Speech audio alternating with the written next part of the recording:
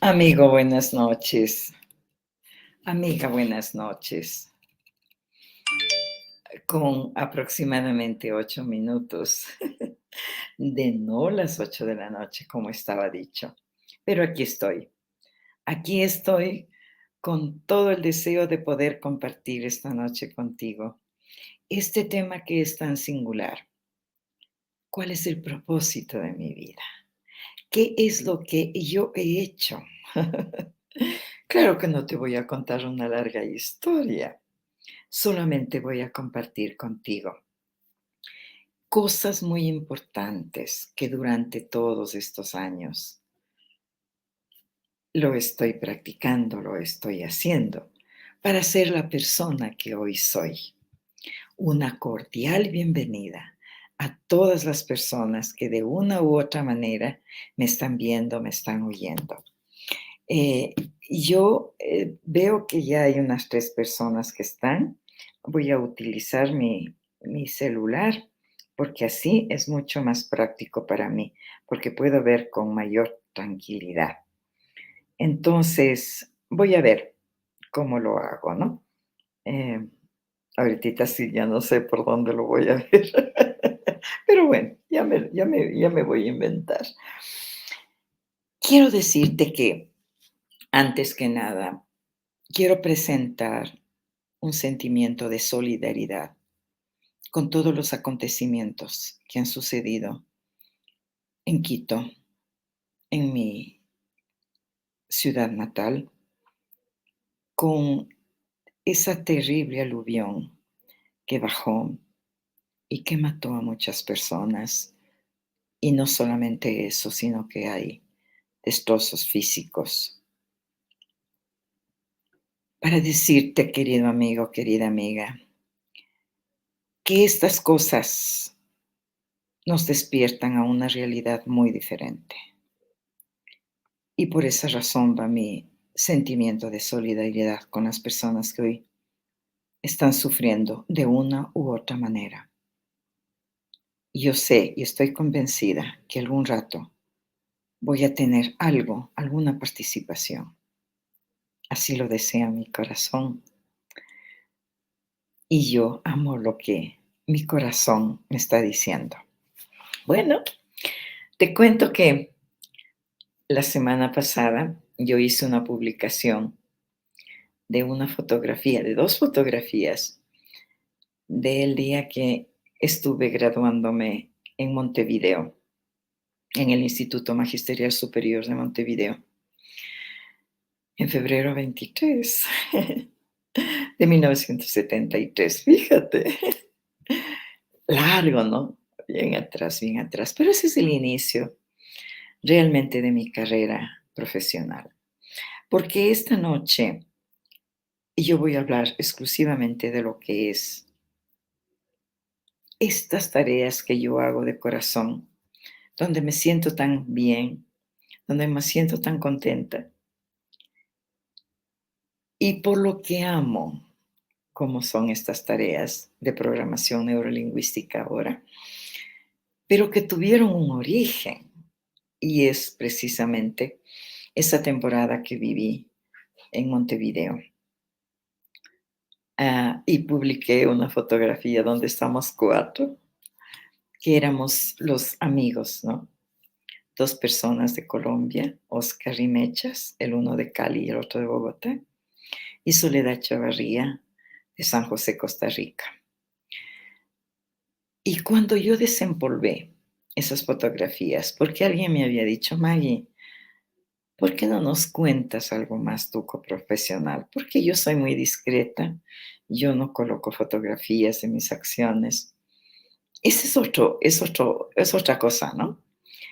Y yo dije: está bien, voy a contar cuál fue el inicio. Entonces, para mí ese fue el inicio del sentido auténtico de mi vida, que hasta ahora lo conservo y que lo seguiré manejando mientras viva. Ya vas a ver todas las cosas que yo puedo contarte, compartirte en cuanto a esta faceta de mi vida. Por esa razón, yo te puedo decir algo, ¿no? No vivimos como individuos aislados. Esto es un principio que yo he aprendido, no lo decía en palabras como las que estoy diciendo ahora, pero no vivimos ninguno de nosotros como individuos aislados. Fíjate qué tremendo problema con esto de la pandemia, porque ¿qué es la cosa? Es el aislamiento el elemento que más está en todo el enfoque de la pandemia. Pero yo te puedo decir que no vivimos como individuos aislados. De hecho, tenemos una familia, procedemos de una familia, hacemos una familia, tenemos nuestros amigos, encontramos más amigos, unos se quedan, otros se van y hacemos toda una vida. Pero en esta relación de tener relaciones humanas, todas este tipo de relaciones humanas tienen colores, como te pongo aquí. Algunas pueden ser tan amarillas, tan rosadas, tan esplendorosas, pero también hay otras mediocres. Hay otras que son como grises, pero hay otras que pueden ser profundamente negras o que pueden tener colores que se quiebran. Porque ninguna relación humana, absolutamente ninguna relación humana, está exento de dificultades o de problemas. La diferencia es cómo yo le pinto esa relación, de qué color yo le pinto esa relación. Entonces yo te cuento que en ese grupo que nosotros vivimos, que éramos becarios de la OEA, nos hicimos estos 4 amigos, porque vivimos una época muy fuerte, muy dura. Estábamos en plena dictadura de Pacheco Areco. Y frente a nuestros ojos, literalmente, vimos muchas muertes, vimos explosiones, vimos situaciones muy difíciles. Y por eso yo sonrío cuando me dicen a mí que nosotros hemos vivido en el Ecuador dictaduras. Yo les digo que no, que las que hemos vivido aquí en el Ecuador son dictas suaves, porque una dictadura como la que vivimos nosotros en el Uruguay, con todo el problema de los Tupamaros, fue muy fuerte. En el sentido de que solamente te voy a contar pequeños detalles. Teníamos veda de carne, nosotros no comíamos carne y aprendimos a comer chinchulines y aprendimos a comer las tripitas, ¿no? Y vísceras, porque teníamos hígado, riñones, sesos, todas esas cosas, ¿no? Y pues aprendimos a comer.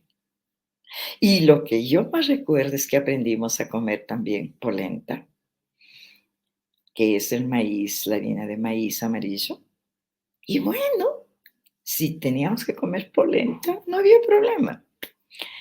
Personalmente, yo agradezco muchísimo las cosas que pude hacer con mis compañeros. Teníamos arrendado un departamento, 8 becarios, y teníamos 4 dormitorios, pero también teníamos, rotábamos en la cocina, porque el almuerzo comíamos afuera. Normalmente en las instituciones donde estábamos nosotros eh, aprendiendo y practicando. Y en la noche entonces teníamos nuestra cena, ¿no? Y allí pues teníamos que preparar un plato, o preparar para nuestras compañeras y además dejar la cocina absolutamente limpia para el desayuno siguiente, ¿no? Eso fue para mí muy interesante porque te cuento que hasta esa época no tenía, entre comillas, esta costumbre, esta responsabilidad, porque desde muy joven, 22 años, 23 años, yo me independicé y tenía un departamento pequeño donde hacía las tareas de terapia con niños. Entonces, cuando tuve que vivir en esa convivencia con 7 personas más, yo compartía cama con Gloria Ponte, una linda amiga de República Dominicana, una morena preciosa, una morena de ébano, así, de ébano, literal. con unos ojazos inmensos. Y era muy interesante porque dormíamos en una cama matrimonial, en una king side, y teníamos dividido con las sábanas. Entonces yo tenía las sábanas de un lado, recuerdo tanto, de la izquierda, y Gloria de la derecha. Y esto era muy importante para nosotros. ¿Por qué razón? Porque esas relaciones humanas tienen que estar pintadas de colores. Y cuando comenzamos a entender, ajá, que no siempre esta es una situación que no es permanente. Estábamos por una temporada y esa temporada tenía que ser sacarle el jugo, como decimos. Entonces nos formamos este grupito de 4 personas donde nos estábamos realmente cuidando, ¿no? Porque teníamos constantemente paro de transportes, teníamos constantemente huelgas, protestas, despliegue de los militares, lucha. Entonces, a veces, precisamente un compañero nuestro se perdió unos días porque él cayó, le agarraron en una redada y ya no tenía su pasaporte. Entonces, hasta que se identificara, pues ajá, fue preso, ¿no? Entonces, colgábamos o llevábamos siempre nuestro pasaporte, porque era la única manera. Entonces, yo aprendí, por ejemplo, aquí en el Ecuador, yo jamás había aprendido que me cachen. Entonces, nos ponían contra la pared, nos bajaban de los buses, de, de donde quiera, o de un taxi, de un carro, de lo que quiera, y nos cachaban, y eso era una cosa que a mí me estremecía, pero era parte de esa situación tan fuerte que vivíamos. Entonces, ¿qué necesitábamos? Pintar de colores esas situaciones, ¿sí? Aprendí también en esa vez a que soy parte orgánica del mundo, que era imposible que yo no viviera lo que estaba sucediendo en ese país donde yo estaba estudiando, porque no hay separación. No porque yo era ecuatoriana o mis amigos eran colombianos o era de Costa Rica o era de República Dominicana, ajá, o eran de El Salvador o de Panamá, de donde quiera que fuesen. Nosotros formábamos parte de esa vivencia que estábamos haciendo. Entonces yo aprendí desde ahí a verme como parte orgánica del mundo, sin separación. Y esto ha redundado en mi vida, como ya te voy a contar luego, ¿no? Entonces, ¿qué era lo que sucedía ahí? Que simple y llanamente lo que a mí me estaba faltando en ese rato, yo no podía ir a buscar afuera, porque estaba en mí. Ajá. No lo busco fuera de mí las cosas, las soluciones.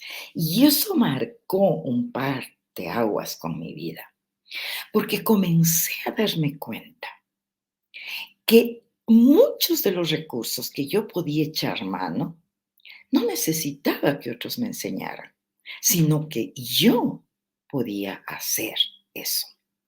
Por esa razón, desde esa época, yo acuñé esta expresión: soy mi palabra. Parte de nuestro entrenamiento, de nuestros estudios, porque nos especializamos en ortofonía. ¿Qué quiere decir ortofonía? Quiere decir poner en orden los fonos, porque estábamos en el área de las personas con deficiencias auditivas, entonces éramos maestras de niños sordos.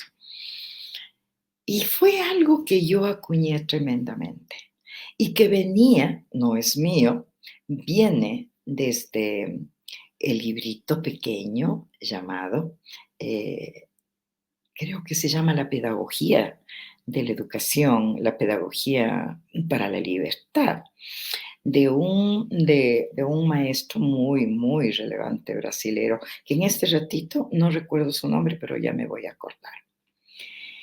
Y él, pues en su teoría, nos decía que así como tenemos un cuerpo físico, un cuerpo fisiológico, también tenemos una palabra.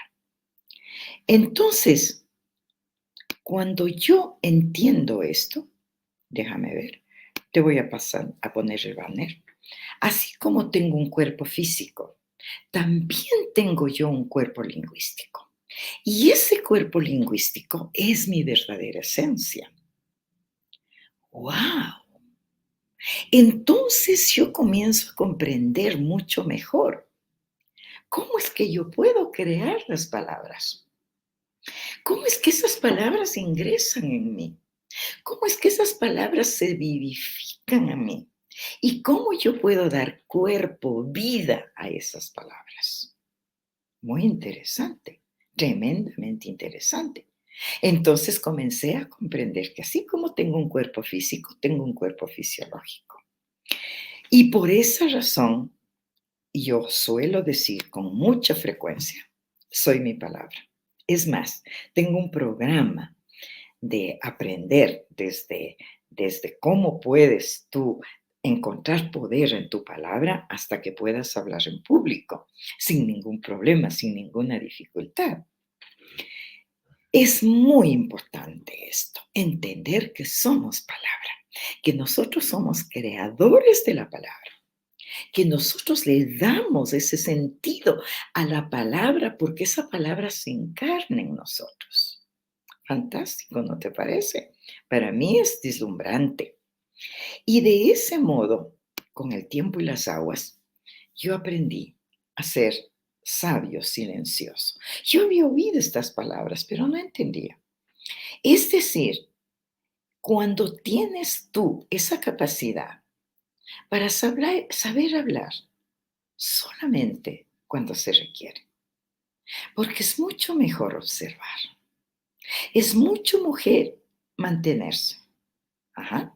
Y cuando solamente alguien te pide tu intervención, tú puedes hacerlo. ¿Qué estaba haciendo esas cosas en mí, queridos amigos, queridas amigas? Dar el sentido de mi vida. Por supuesto, el sentido de mi vida. Hace muchos años yo había descubierto también los 4 acuerdos de la cultura tolteca.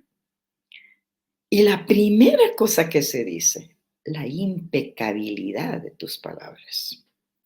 Amigo, amiga, que estás presente y que me estás después posiblemente viendo, ¿cuánta falta nos hace esa impecabilidad de la palabra? Como se dice, que tu sí sea un sí y que tu no sea un no, pero no hay medias tintas. ¿Te parece? Eso a mí me llevó, como te voy a poner aquí, a observar desde una posición de creador, de creadora. ¿Qué puedo yo más contribuir con esto que estoy ahora haciendo, aprendiendo, en el momento que yo estoy viviendo? Por esa razón apareció la cultura de servicio en mi vida. Trabajar con niños que tienen disminuidos en algunos grados su audición, enseñarles a hablar, que ese es mi camino, no es una tarea sencilla. Necesitamos no solamente paciencia, sino necesitamos todo un background de fonología, de semántica, pragmática, lingüística, psicolingüística. Y eso tenemos que ver con la fonética y meternos a la física para entender cómo es que producimos la voz. Fue maravilloso, fue un descubrimiento. Ahora yo te quiero decir que todas nosotros ya teníamos experiencia con trabajo de niños sordos, de alguna manera. Yo formé parte de la sección especial de audición y lenguaje del Colegio Espejo, que fue formada precisamente porque el rector, el ingeniero Miguel Moreno Espinosa, en esa época rector, tenía 3 chicos sordos. Entonces, como un anexo del Colegio Espejo, se formó la sección especial de audición y lenguaje. Yo ingresé al Colegio Espejo a través de un concurso y fui profesora de segundo grado, donde comencé a entender perfectamente todo lo que había pasado en el primer grado, que era, entre comillas, la adquisición de la lectura y la escritura. Y eso me abrió a mí un campo tremendo para preguntarme, aquí tiene que haber algo más, como la lingüística. Fíjate, todas nuestras cosas que queremos hacer, no es que de pronto yo quiero hacer, hay algo anterior, pero hay algo anterior también muy interesante. Es que yo de pequeña, y sigo siendo una persona disfémica, es decir, una persona tartamuda, una persona que no hablaba mucho, porque tartamudeaba. Yo ingresé a primer grado sabiendo leer y en primer grado perfeccioné la escritura. Entonces, todos estos antecedentes, cuando yo entro al Colegio Espejo, me atrapo de la sección especial de audición y lenguaje. Y al año siguiente, Magdalena Guevara, que era la directora de esa sección especial, me llevó a trabajar con ella. Y allí conocí y puse en práctica esto que se llama cultura de servicio. Porque normalmente nosotros pensamos en esto, en servir al cliente.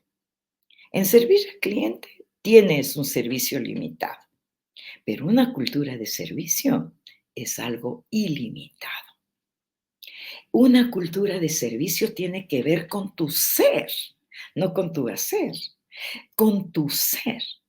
Entonces, cuando yo fui para el Uruguay a especializarme, comencé a entender, wow, no es que yo voy a tener un título, un papel, una acreditación, sino que necesito esta cultura de servicio para hacer las tareas pedagógicas que iba a realizar o que ya había realizado.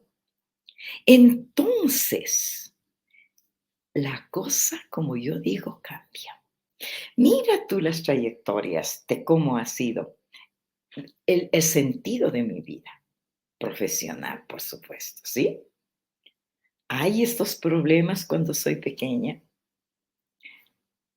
Paso y claro, no te cuento lo que pasó con el Manuela Cañizares, que no me permitían ser maestra. Y bueno, ese es otro capítulo muy interesante. Y luego después, yo cuando ya comienzo a trabajar, tenía bien claro una meta. Yo quiero ir a Washington, porque en Washington estaba la única universidad a mi alcance para sordos. Yo no quería ir a escuelas de sordos, yo quería conocer Gallaudet College. Y pues durante 2 años hice mis ahorros. Había un plan aquí en el Ecuador de una compañía aérea llamada TAME, que pagábamos cada semana 29 sucres cada semana y teníamos que cumplir 100 cuotas para que nos dieran un pasaje de ida y vuelta a Miami. Entonces yo hice todo casi 1 año y medio de ese ahorro, porque tenía bien clara la idea. Yo quiero irme a Washington, porque ahí está la Universidad de los Sordos. Y pues eso fue lo que pasó. Entonces, cuando yo fui a Washington y conocí Gallaudet College, se estaba levantando un proyecto Kendall, y allí fui también a la OEA y conseguí la beca. Pero la condición era que yo regrese al Ecuador para que desde el Ecuador yo pueda ir, porque tenía que haber un convenio con el gobierno. Ese es otro cuento que a mí me sucedió. Pero cuando tenemos bien claras las ideas y las tenemos como propósito, entonces las cosas pueden resultar de la manera que queramos. Y yo lo confirmo ahora desde la programación neurolingüística. Entonces voy a esto, a la cultura de servicio. Porque nuestra vida es una cultura de servicio. Si yo no sirvo, no sirvo para vivir. Eso se dice con mucha sorna, ¿no? Pero eso es exacto. ¿Cuándo? Cuando descubres esta cultura de servicio y la pones en práctica. ¿Te puedes ver? Entonces sí, tú entras a estar inmerso en la paz. en la paz de tu corazón, en la paz de tu alma. Porque lo que haces es lo que amas. Y no estás haciendo una actividad porque solamente te están pagando o porque no tienes nada más que hacer, sino porque encuentras el sentido de tu vida, el sentido de tu servicio. Y con eso ingresas a aprovecharte de la paz tuya interior. Para eso necesitamos que ir más allá de nuestro plano físico. Ahí sí estamos entrando en cosas muy interesantes. Estamos entrando en cosas muy interesantes. Ir más allá del plano físico, de mi fisicalidad. Y con eso, de los intereses que tengo yo como persona. ¿Para qué? Para poner al servicio mi cultura. Entonces sí, yo comienzo a decir, ¿cómo puedo hacer mi tarea con gozo, con satisfacción, si no tengo antes la paz? ¿No te parece? ¿Paz con quién? Conmigo misma. Porque encontré el sentido de mi vida. Y por eso sigo haciendo lo que hago. Hoy que tengo 78 años, sigo haciendo. Y cada vez me siento más feliz y más contenta y veo las transformaciones de las personas. Hoy que trabajo con programación neurolingüística, donde ya no soy tarro de basura de nadie, veo con satisfacción esta mañana. Trabajé con 2 personas. Veo cómo hay unas respuestas en su piel y cómo sienten esa suavidad y el reflejo de sus ojos y se ponen tan alegres. Y no porque yo les doy consejos o les digo qué tienen que hacer, sino porque entran a verse la riqueza que tienen y comienzan a descubrir que la cultura de servicio tiene como fundamento la paz con uno mismo. ¿Te parece? Por esa razón, querido amigo, querida amiga, esta es otra cosa genial. Es que comienzas a entender que tienes un santuario interno. ¿Qué es ese santuario interno? No tiene nada que ver con religión. Es como tú te ves a ti misma y comienzas a tener respeto por ti.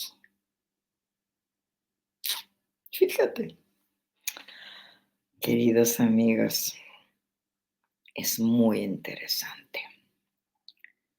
Cuando tú comienzas a entender que tienes un santuario interno, eres la única persona a la que no puedes traicionar. Por eso comienzas amándote. Y cuando tú te amas a ti, tu servicio al resto de personas va a ser en ese tenor de amar. Víctor Frank, que seguramente algunos de ustedes conocen, él dice, todas las personas podemos estar en un instante. Déjame sacar un recurso. Todas las personas, dice, podemos en algún instante de la vida, necesitamos tomar una decisión frente a un problema. ¿Qué lo hacemos? Dice Víctor Frank. Nosotros podemos ser o creadores o críticos. Hacerlo con amor o con temor, con miedo. O darlo así, rebosante, o agarrarnos y somos egoístas. Yo estas palabras he transformado en una herramienta de PNL y uso esto. Aquí estamos de creador. Este es color azul.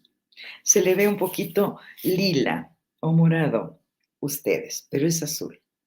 ¿Por qué yo uso el azul? Porque el azul es del cielo. Y nosotros decimos, pues bueno, en el cielo está Dios.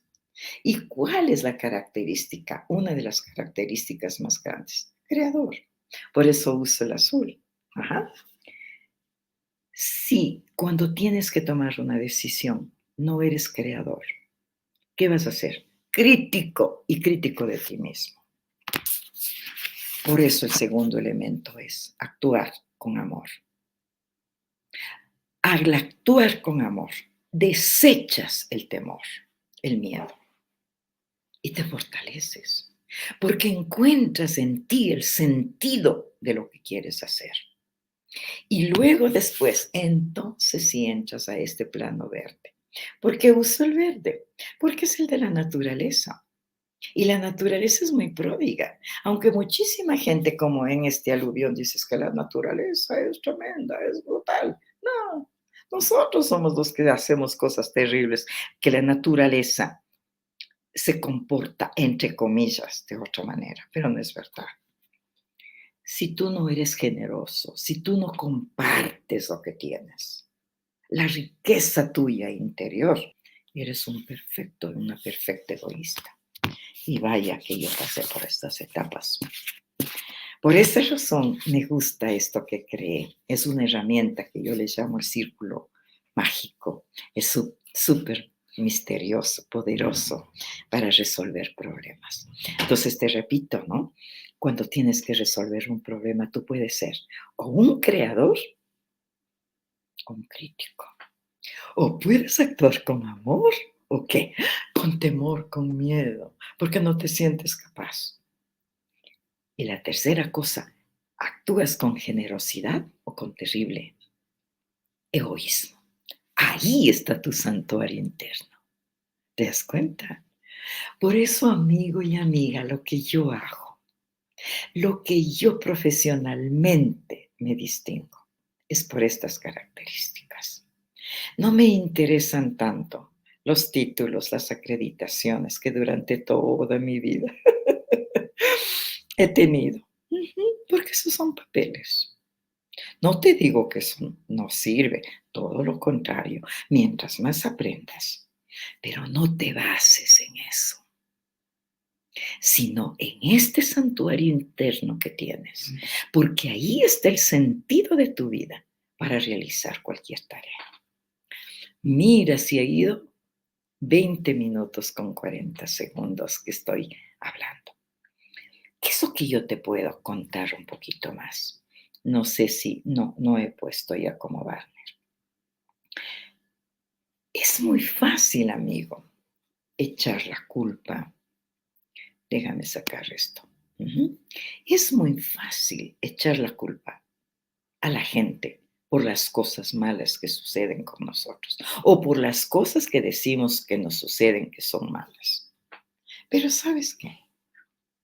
Yo vivo hoy la vida que yo diseñé de las decisiones que yo tomé hace 20 años, 30 años. Nada más.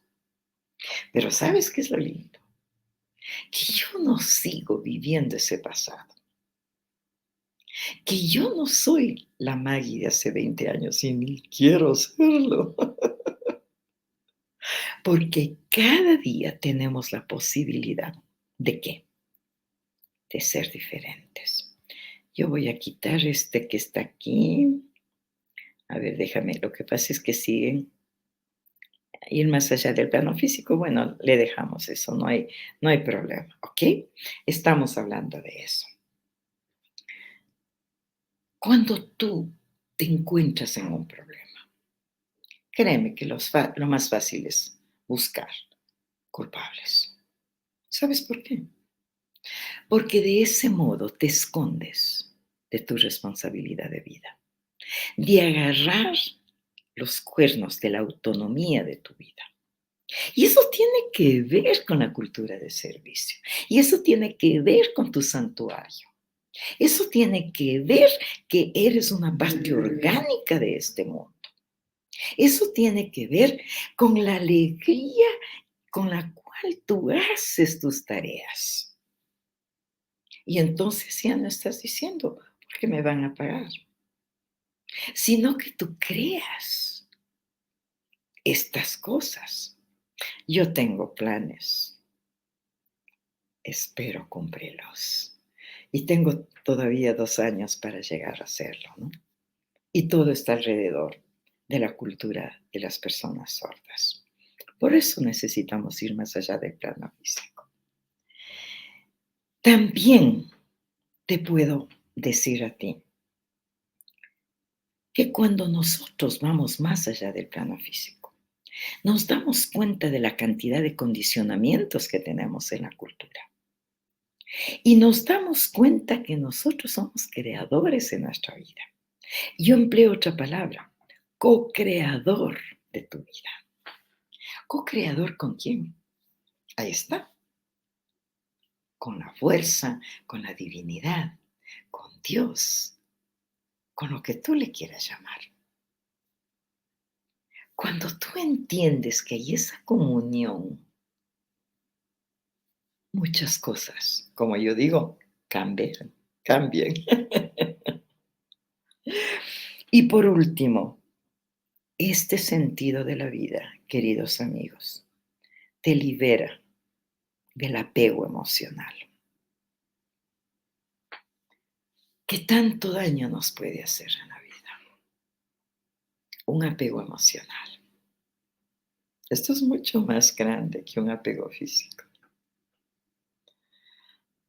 Hay un cuento muy lindo de, de Tony de Melo, ajá, que dice que dos amigos estuvieron prisioneros de los nazis, pero fueron liberados y ya hicieron su vida. Y que se encuentran después de algunos años de haber sido liberados. Y el amigo le dice, ¿cómo estás? Le dice, ¿te acuerdas de nuestro sitio donde estuvimos cautivos? Les dice, sí, me acuerdo tanto que todavía sigo odiándoles a los nazis. Y su otro amigo le dice muy apaciblemente, entonces sigues viviendo prisionero. Porque tu mente es el reducto de la manera como creas tu realidad. Precioso, ¿no es verdad? Precioso. Por eso amo mucho la programación neurolingüística, porque me dio a mí no solamente las pautas, sino de quitar una cantidad de interrogantes que yo había tenido sobre la conducta humana. Y ahora, esto es lo que hago cada día. Este es el sentido de mi vida. Y trabajo con niños sordos, con niños con problemas de aprendizaje o de lenguaje, con jóvenes que pueden entrar en drogas o que están queriendo hacer suicidios, depresivos. Qué terrible. Con parejas que siguen viviendo debajo del techo, pero no se aguantan. Con relaciones laborales, sí. Es que mi jefe me paga bien, pero soy capaz de romperle. Porque sabes qué es lo importante, que tú puedes crear relaciones amorosas, saludables, familiares efectivas, laborales productivas, de tu salud. Todas esas cosas, cuando puedes comprender y pones en práctica ese santuario, esa paz interior, ir más allá de tu plano físico, a tu plano de ser co-creador de tu vida. Te agradezco enormemente. Muchísimas gracias por tu atención. Y te cuento que este vídeo estará también reproduciéndose en mi canal de YouTube. Así es que si quieres verlo más o compartirlo, que es lo que yo te pido, por favor. Porque yo no puedo hacer muchas cosas si no me das tu apoyo, si no me das tu confianza, si no me das tu afecto. Claro, porque no estamos solos, no estamos aislados. ¿Te acuerdas que eso fue lo primero que te dije? No estamos aislados. Vivimos todos en una gran relación llamada humanidad.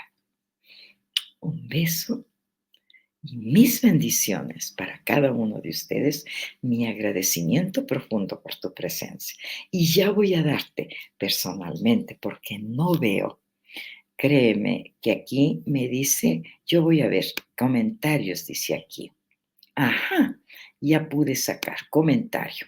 Saqué.